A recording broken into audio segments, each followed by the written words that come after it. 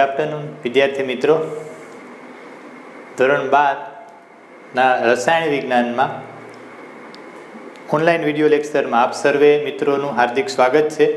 આપણે chapter number 3 એની વાત કરી રહ્યા હતા, વિદ્યુત રસાયણ વિજ્ઞાનની. બરાબર, એની સામાન્ય માહિતી આપણે આગળના લેક્ચરમાં જોઈ છે. આજે પણ આપણે એક સામાન્ય માહિતીનો જ એક લેક્ચર એક્સ્ટ્રા એક લઈ લઈએ છીએ. સામાન્ય માહિતી, સિમ્પલ માહિતી કે જે કદાચ તમને આઈડિયા હશે, છતાં આપણે એવો એક લેક્ચર લઈ લઈએ છીએ આજે પણ, જનરલ ઇન્ટ્રોડક્શનનો. એ પહેલાં જે નવા વિદ્યાર્થીઓ જે જોડાયેલા છે, જે આજે જ આપણો વિડીયો જોતા હોય છે, તો એને ખાસ કહેવાનું કે આપણી ચેનલને સબસ્ક્રાઈબ જરૂરથી કરજો. ચેનલ સબસ્ક્રાઈબ કરવી એટલે જરૂરી છે કે અહીંયાથી હું કોઈ નવો કોઈ ટૉપિક વિષયની ચર્ચા કરું છું, એની નોટિફિકેશન તમારા ફોનમાં મળી રહે, એના માટે આપણી ચેનલ સબસ્ક્રાઈબ કરવી જરૂરી છે. સબસ્ક્રાઈબ કરતાં બધાને જ આવડતું હશે, છતાં આપણે ફટાફટ સમજી લઈએ સબસ્ક્રાઈબ કઈ રીતે કરાય. તમે અત્યારે જે વિડીયો જોવો છો એની નીચે લાલ રંગમાં સબસ્ક્રાઈબ લખેલો છે, એના ઉપર તમારે ક્લિક કરવાનું છે. એ બ્લેક બનશે, બાજુમાં બેલ આઇકન છે, એના ઉપર તમે પ્રેસ કરો, ઓલ ઉપર પ્રેસ કરો. આ રીતે કરશો તો આપણી ચેનલ સબસ્ક્રાઈબ થઈ જશે. આશા રાખું છું કે તમામ મિત્રોએ આપણી ચેનલ સબસ્ક્રાઈબ કરી હશે. હવે આજનો જે સામાન્ય માહિતી માટેનો એક લેક્ચર છે, એમાં આપણે થોડીક બાબતો સમજવાની છે કે ખૂબ જ જરૂરી છે. જે પહેલો પોર્શન છે આ ચેપ્ટરનો, વિદ્યુત રસાયણ વિજ્ઞાનનો, જે વિદ્યુત રાસાયણિક કોષ છે, આ પોર્શન સમજવા માટે આજે હું સમજાવું છું, એ માહિતી તમારા પાસે હોવી જોઈએ. તો પહેલી વસ્તુ આપણે જોઈએ કે વિદ્યુત ધ્રુવ કોને કહેવાય. એની માહિતી પાઠ્યપુસ્તકમાં નથી આપી ડિટેલમાં. તો વિદ્યુત ધ્રુવ કોને કહેવાય? વિદ્યુત ધ્રુવ બે હોય, ધન ધ્રુવ, ઋણ ધ્રુવ. તો વિદ્યુત ધ્રુવ કોને કહેવાય? તો આપણે વિદ્યુત રસાયણ વિજ્ઞાનમાં વિદ્યુત ધ્રુવ કોને કહીએ છીએ? તો આપણે આ રીતે એની એક ડેફિનેશન આપશું વિદ્યુત ધ્રુવની.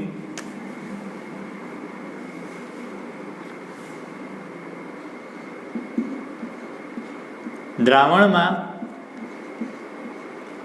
ડૂબાડેલા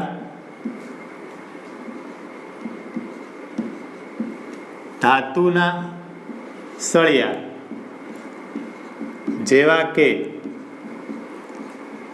કોપર, ઝીંક, એજી વગેરે. દ્રાવણમાં ડૂબાડેલા ધાતુના સળિયા કે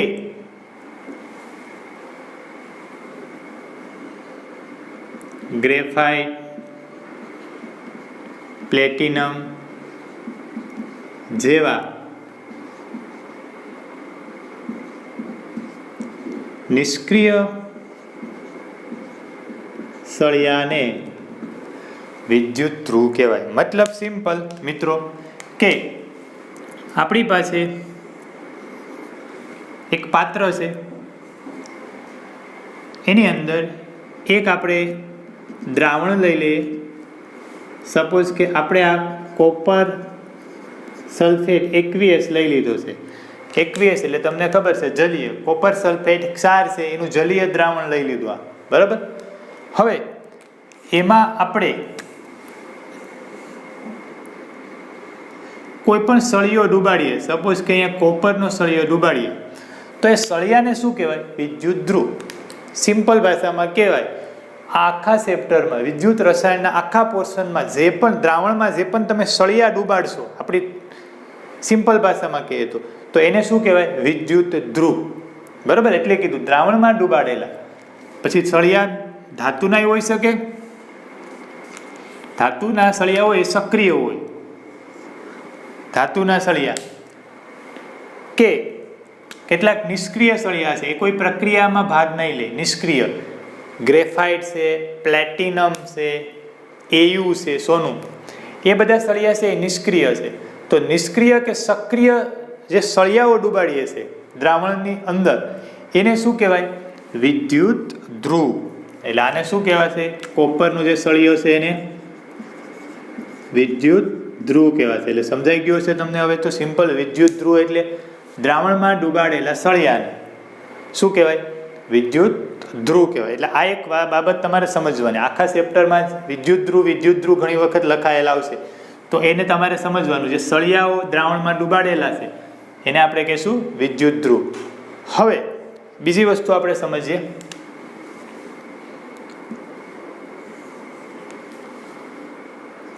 અર્ધકોષ, હાફ સેલ, અર્ધકોષ. તો એના વિશે આપણે આવું લખશું: દ્રાવણમાં ડૂબાડેલા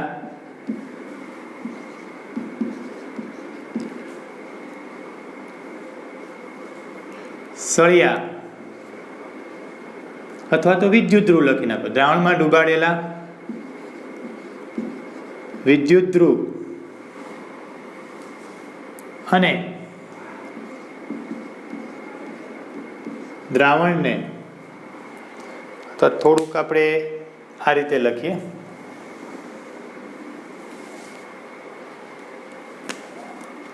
વિદ્યુત રાસાયણિક કોષમાં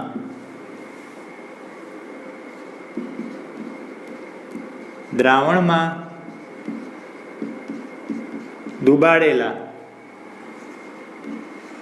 વિદ્યુત ધ્રુવ અને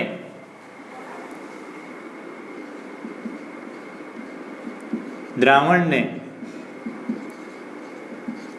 સંયુક્ત રીતે અર્ધકોષ કહેવાય. કયો કોષ લીધો? વિદ્યુત રાસાયણિક કોષ. આપણે આગળના લેક્ચરમાં ભણી ગયા વિદ્યુત રસાયણ વિજ્ઞાનમાં આપણે બે અગત્યના કોષનો અભ્યાસ કરવાનો છે. પેલો વિદ્યુત રાસાયણિક કોષ ને બીજું વિદ્યુત વિભાજન કોષ. તો વિદ્યુત રાસાયણિક કોષમાં વારંવાર કયો શબ્દ આવશે? હાફ સેલ, અર્ધકોષ એવા શબ્દ આવશે. વારંવાર વિદ્યુત ધ્રુવ આવશે. તો અર્ધકોષ તમે ત્યાં કોને કહેશો? તો કે અર્ધકોષ આપણે આ રીતે મેં સમજાવ્યું તો આગળ એ રીતે કે અહીંયા તમારી પાસે એક પાત્ર છે. આગળ મેં હમણાં વાત કરી હતી એ મુજબ કોપર સલ્ફેટ એક્વિયસ, એક્વા મતલબ જલીય, એનું જલીય દ્રાવણ લીધું. આની અંદર કોપરનો વિદ્યુત ધ્રુવ, હવે તમે બોલી શકો ને વિદ્યુત ધ્રુવ ડુબાડીએ તો આ આખાને શું કીધું? વિદ્યુત રાસાયણિક કોષમાં દ્રાવણમાં ડૂબાડેલા વિદ્યુત ધ્રુવ, આ વિદ્યુત ધ્રુવ અને દ્રાવણ એટલે આ દ્રાવણ, બરાબર, જેને આપણે વિદ્યુત વિભાજ્યનું દ્રાવણ એ કહેશું, બરાબર. તો વિદ્યુત ધ્રુવ અને દ્રાવણ આ સંયુક્ત રીતે આને શું કહેવાય? હાફ સેલ, એસસી અથવા તો અર્ધકોષ. અર્ધકોષ. તો અર્ધકોષ શબ્દ આવે એટલે તમારે સમજવાનું અર્ધકોષ એટલે બોલું છું, આખો કોષ નથી બોલતો. કારણ કે વિદ્યુત રાસાયણિક કોષમાં બે અર્ધકોષ મળીને આખો સંપૂર્ણ કોષ બનાવશે. બે આવા અર્ધકોષ લેશું, એક ડાબી બાજુ ને એક જમણી બાજુ. આ એક અર્ધકોષ બેનો વિદ્યુત ધ્રુવ અને તેને દ્રાવણમાં, તેને જે દ્રાવણમાં ડૂબાડવામાં આવે છે એ બેને સંયુક્ત રીતે આને આપણે શું કહીશું? અર્ધકોષ. એક અર્ધકોષ હોય, બીજો અર્ધકોષ હોય, બે અર્ધકોષને જોડી અને એક આખો વિદ્યુત રાસાયણિક કોષ બનાવશું, બરાબર. તો અર્ધકોષ જ્યાં પણ આવે ત્યાં તમારે આ રીતે સમજવાનું: વિદ્યુત રાસાયણિક કોષમાં દ્રાવણમાં ડૂબાડેલા વિદ્યુત ધ્રુવ અને દ્રાવણને સંયુક્ત રીતે શું કહેવાય? હાફ સેલ, અર્ધકોષ કહેવાય, બરાબર. તો આ એક વસ્તુ હતી. બીજું રેડોક્સ પ્રક્રિયા. રેડોક્સ પ્રક્રિયા એ પણ તમને ખબર હોવી જોઈએ, કારણ કે આગળના લેક્ચરમાં જોશું વિદ્યુત રસાયણ વિજ્ઞાનમાં કઈ પ્રક્રિયા થાય. Simple question. વિદ્યુત રસાયણ વિજ્ઞાનમાં રેડોક્સ પ્રક્રિયા થશે. હવે રેડોક્સ કોને કહેવાય? રેડોક્સ પ્રક્રિયા એટલે તમે જે ઇંગ્લિશમાં લખ્યું ને રેડોક્સ, એમાં જ એની ડેફિનેશન આવી જાય. RE અને OX, રેડોક્સ. એવી પ્રક્રિયા કે જેમાં રિડક્શન ને ઓક્સિડેશન બંને પ્રક્રિયાઓ થતી હોય. રિડક્શન અને ઓક્સિડેશન બંને પ્રક્રિયાઓ થતી હોય એવી પ્રક્રિયાઓને રેડોક્સ પ્રક્રિયા કહેવાય. બરાબર. એટલે જે પ્રક્રિયામાં ઓક્સિડેશન અને રિડક્શન બંને પ્રક્રિયાઓ સાથે થતી હોય તેવી પ્રક્રિયાઓને શું કહેવાશે? રેડોક્સ પ્રક્રિયા. કે જેમાં રિડક્શન ને ઓક્સિડેશન બંને પ્રક્રિયાઓ થતી હોય એને રેડોક્સ પ્રક્રિયા કહેવાય. તો ફરી ઓક્સિડેશન ને રિડક્શન કોને કહેવાય એ તમને ખબર હોવી જોઈએ. આ બધું રેડોક્સ પ્રક્રિયા નામનું ચેપ્ટર ધોરણ 11માં તમે ભણી જ ગયા છે, પાર્ટ 2માં ધોરણ 11ના. તો આ ચેપ્ટર સમજવા માટે હું તમને રેફરન્સ આપીશ કે રેડોક્સ પ્રક્રિયાનું જે આખું ચેપ્ટર છે ધોરણ 11માં એ તમે એક વખત રીડ કરજો. એનો જ બેઝ અહીંયા ઉપયોગ કરવાનો છે. બરાબર. તો એના પછી ઓક્સિડેશન ને રિડક્શન પ્રક્રિયા કોને કહેવાય?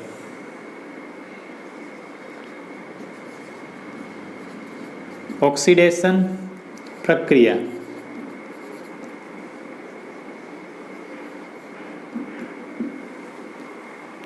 તો ઓક્સિડેશન પ્રક્રિયા સમજવા માટે એક પહેલાં હું રિએક્શન લખું અહીંયા સિમ્પલ.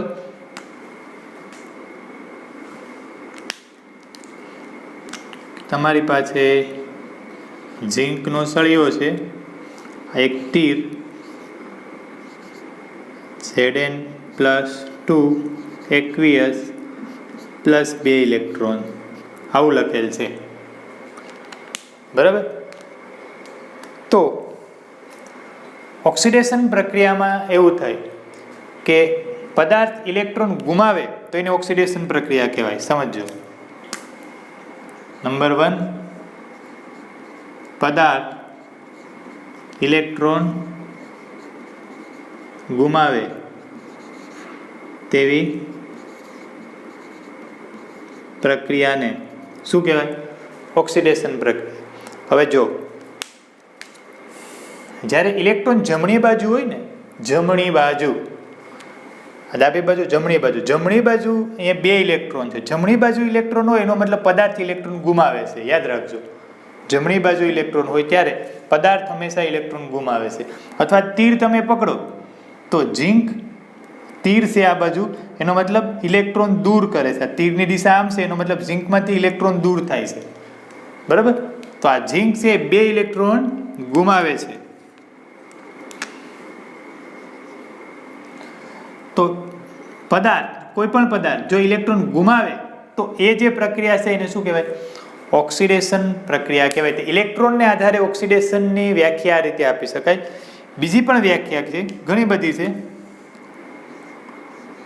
અથવા બીજી ડેફિનેશન, પદાર્થના ઓક્સિડેશન આંકમાં વધારો થાય તેવી પ્રક્રિયાને ઓક્સિડેશન પ્રક્રિયા કહેવાય. પદાર્થના ઓક્સિડેશન આંકમાં વધારો થાય. હવે તમારે એ કઈ રીતે પકડવાનું? ઓક્સિડેશન આંકમાં કઈ રીતે વધારો થાય? તો તમારે અહીંયાથી કોઈ પણ પદાર્થ લઈ લેવાનો, જે પણ પદાર્થ લો હોય. સપોઝ કે ઝીંક નામનો લીધો અહીંયાથી પદાર્થ, તો ડાબી બાજુથી ઝીંકને પસંદ કરો તો એ પાછું તમારે જમણી બાજુ ઝીંકને જ પસંદ કરવાનું. આ જમણી બાજુ ઝીંક છે, ડાબી બાજુ ઝીંક છે તીરની. હવે એના ઓક્સિડેશન આંક જોવાનો. હવે ઓક્સિડેશન આંક હંમેશા ક્યાં દર્શાવેલ હશે? એની સંજ્ઞામાંથી ઉપર. તો અહીંયા કાંઈ નથી, તટસ્થ છે. તો આનો ઓક્સિડેશન આંક કેટલો હશે મિત્રો? 0. ઝીંકનો ઓક્સિડેશન આંક 0 હશે. આના ઉપર +2 છે તો +2 લખશો. તો ઓક્સિડેશન આંકમાં કેટલાનો વધારો થયો? 2 નો વધારો થયો. 2 નો વધારો કેમાં? ઓક્સિડેશન આંકમાં. તો ઝીંક છે એના ઓક્સિડેશન આંકમાં 2 નો વધારો થાય તો ઝીંકનું શું થયું કહેવાય? ઓક્સિડેશન થયું કહેવાય. એટલે પદાર્થના ઓક્સિડેશન આંકમાં વધારો થાય કઈ રીતે ખબર પડશે? તમારે કોઈ પણ લાંબી રિએક્શન આપી હોય અને તમારે ડાબી બાજુ કોઈ પણ પદાર્થને ચોઈસ કરો, પસંદ કરો, એ પદાર્થનું ઓક્સિડેશન થયું કે રિડક્શન, તો શું કરવાનું? ડાબી બાજુ એને પસંદ કરો, જમણી બાજુ પાછો એ જ હશે, ક્યાંક આયન સ્વરૂપે હશે આવી રીતે, તો એને ત્યાં પસંદ કરી લેવાનો અને પછી જોવાનું કે ઓક્સિડેશન આંકમાં વધારો થાય કે ઘટાડો. જો ઓક્સિડેશન આંકમાં વધારો થાય તો શું કહેવાશે? ઓક્સિડેશન. બરાબર. તો આ થઈ ગયું ઓક્સિડેશનની વ્યાખ્યા. તો બે વ્યાખ્યાઓ મેજોરિટી આ ચેપ્ટરમાં આવશે, ઇલેક્ટ્રોનને આધારે અને ઓક્સિડેશન આંકને આધારે તમારે પકડવું પડશે, ઓક્સિડેશન અને રિડક્શન. તો ત્યારે તો ઓક્સિડેશન સમજાવ્યું, બીજું રિડક્શન સમજાવીશ, આનાથી વિરુદ્ધ આવશે ડેફિનેશન. તો આ જે 4 અત્યારે કોન્સેપ્ટ છે એ બહુ અગત્યના છે. હવે આગળ આપણે સેમ આવી જ રીતે રિડક્શન પ્રક્રિયાને સમજીએ. આપણી પાસે જગ્યા નથી, આને રિમૂવ કરી લો. તમારે જો નોટ કરવું હોય તો કરી લેજો, બરાબર, સ્ક્રીનશોટ પાડી લો.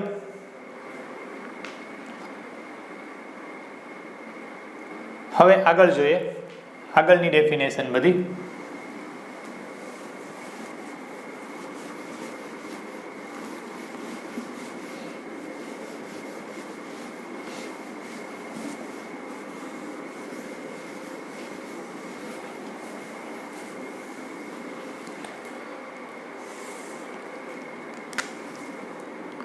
હવે રિડક્શન પ્રક્રિયા જોઈએ. એને આપણે સમજવા માટે આવું લખીએ અહીંયા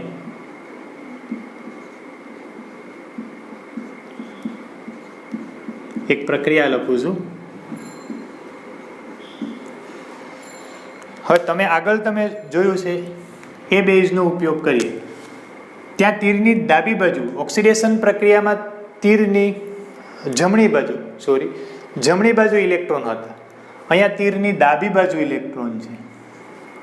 એનો મતલબ થાય આ કોપર આયનની બાજુમાં જ ઇલેક્ટ્રોન છે, ડાબી બાજુ ઇલેક્ટ્રોન છે, એનો મતલબ આ ઇલેક્ટ્રોન મેળવે છે.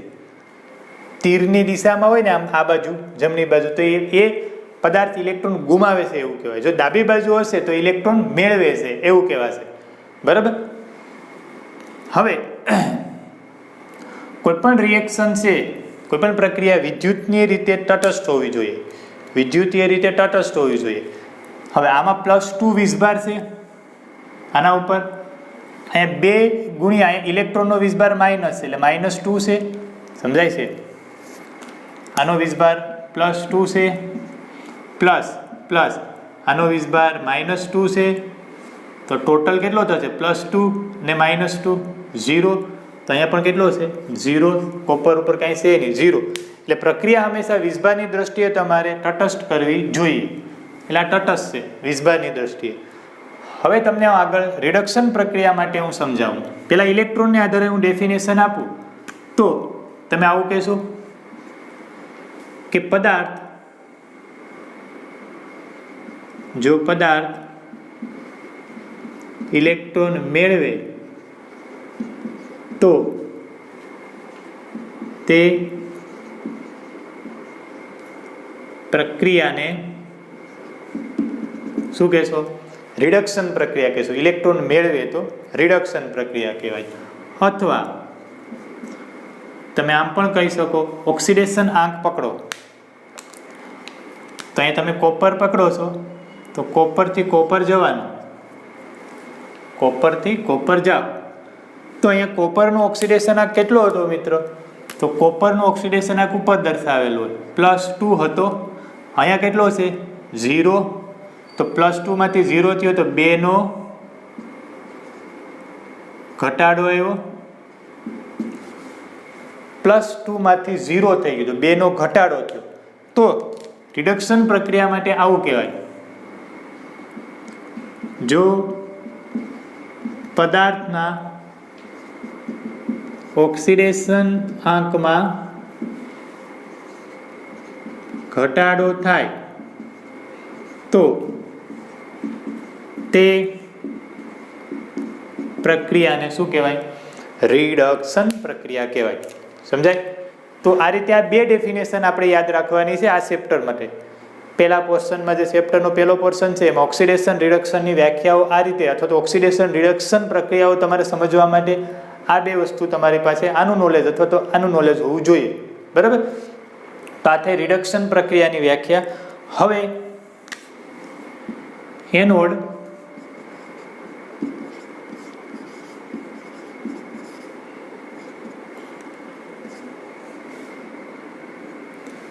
એની વાત કરી લે. એનોડ અને કેથોડ કદાચ તમને આઈડિયા જ હશે. તો અહીંયા એનોડ માટે તમે આવું સમજજો કે વિદ્યુત રાસાયણિક કોષમાં જે અર્ધકોષમાં ઓક્સિડેશન પ્રક્રિયા થાય તે અર્ધકોષને એનોડ કહેવાય. બે અર્ધકોષની મેં વાત કરી હતી. બે અર્ધકોષ જોડાય અને એક વિદ્યુત રાસાયણિક કોષ બનાવશે તો એમાં એનોડ કોને કહેશો? બે અર્ધકોષ હશે, એમાંથી કયા અર્ધકોષને એનોડ કહેવાય? તો એના માટે હિન્ટ યાદ રાખવી. એનોડનો અ પકડી લો. એનોડનો અ પકડો તો ઓક્સિડેશનમાં આવે, એનોડમાં આવે. તો જે અર્ધકોષમાં કેવી પ્રક્રિયા થાય? ઓક્સિડેશન પ્રક્રિયા થાય. Anode oxidation. જે અર્ધકોષ હશે એમાં ઓક્સિડેશન પ્રક્રિયા થશે, એ અર્ધકોષને શું કહેવાશે? એનોડ. બરાબર. પ્લસ એનોડ છે એના માટે એનોડ ઋણભારિત હોય છે. હિન્ટ એમાં ઋણભારિત થશે એનોડ. એ સમજશો, આખું કોન્સેપ્ટ સમજશો અંદર. પણ અત્યારે તમે યાદ રાખો એનોડ હશે એ ઋણભારિત હોય છે. તો એમાં એટલે એનોડ માઇનસ હોય. એમાં એવું યાદ રાખો. તો એનોડ માઇનસ હોય છે. એનોડ ઉપર ઓક્સિડેશન પ્રક્રિયા થાય. બરાબર. જે અર્ધકોષ હોય એમાં ઓક્સિડેશન પ્રક્રિયા થાય એને એનોડ કહેવાય. યાદ રાખજો. એનોડ ઋણભારિત હોય એ પણ યાદ રાખજો. બરાબર. એટલે હિન્ટ રાખવાની એમાં એનોડ માઇનસ હોય. આ બધા કોન્સેપ્ટ ક્લિયર રાખવાના. હવે કેથોડ.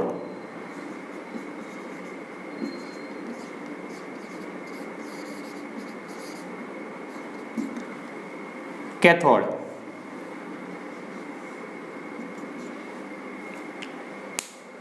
તો આમાં ખાલી ફેર એ કરી નાખવાનું, જ્યાં ઓક્સિડેશન હતું એવું અહીંયા રિડક્શન કરી નાખશું. એટલે કે આ રીતે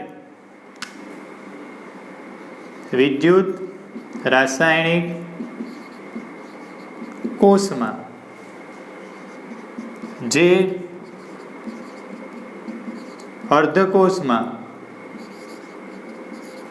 રિડક્શન પ્રક્રિયા થાય તે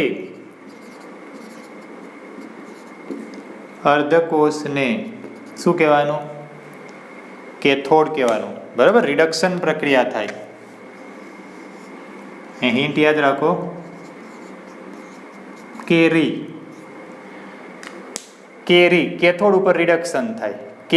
કેથોડ ઉપર રિડક્શન થાય. એટલે જે કેથોડ એટલે રિડક્શન જ્યાં થાય એ અર્ધકોષ. એટલે વિદ્યુત રાસાયણિક કોષમાં જે અર્ધકોષમાં રિડક્શન પ્રક્રિયા થશે, બરાબર, તેને આપણે કેથોડ કહેશું. એટલે બે. અને આ રીતે કેથોડ એટલે વિદ્યુત રાસાયણિક કોષમાં જે અર્ધકોષમાં રિડક્શન પ્રક્રિયા થાય. યાદ રાખવા માટે કેથોડ ઉપર રિડક્શન પ્રક્રિયા થાય છે તો તે અર્ધકોષને કેથોડ કહેશું. અને બીજું કેથોડ ધનભારિત હશે. એનોડ છે એ ઋણભારિત હોય, કેથોડ ધનભારિત હોય.